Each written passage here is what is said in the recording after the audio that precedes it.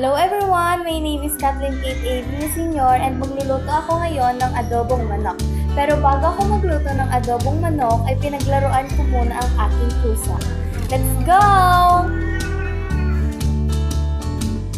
Kinuha ko na nga pala ang manok sa ref at inihanda ko na rin ang mga sangkap na gagamitin para sa adobong manok. Pagkatapos ay hinugasan ko na nga pala ang karning manok.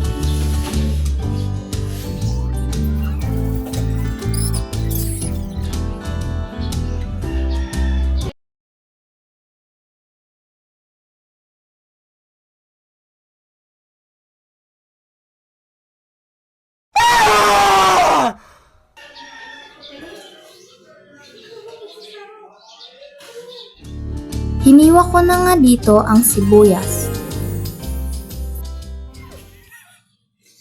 Pagkatapos kong hiwain ang sibuyas, ay pinainit ko na ang kawali at nilagyan ng mantika.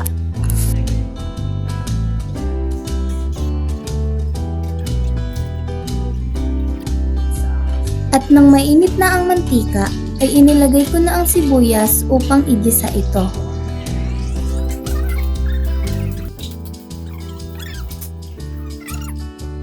Nang naluto na nga ang sibuyas, ay inilagay ko na ang manok. Pagkatapos kong ilagay ang manok, ay isinunod ko naman ang toyo. Pagkatapos ilagay ang toyo, ay halu-haluin ito.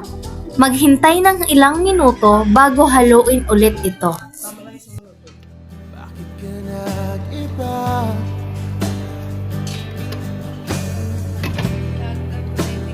Meron na bang iba? Sana sinabi mo para di na umasang may tayo pa sa uli.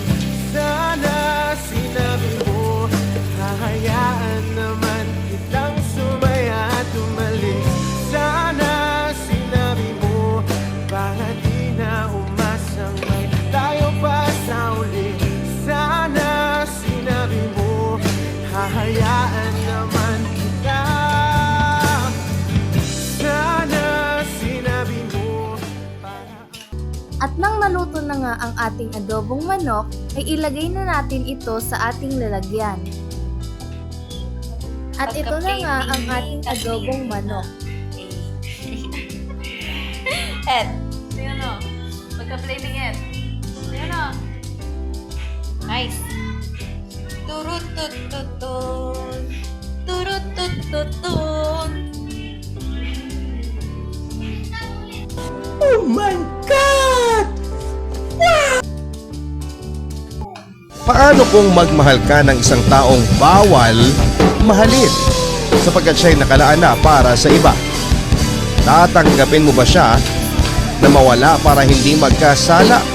O handa kang magkasala, wag lamang siyang mawala? Last na halo, ba't ka naglaho? Go.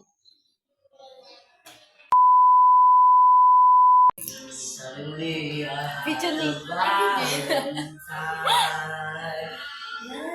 Siguro siya pwede siyang pang ano?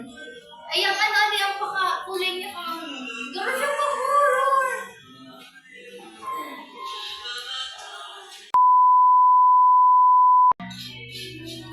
Rate mo, Acham.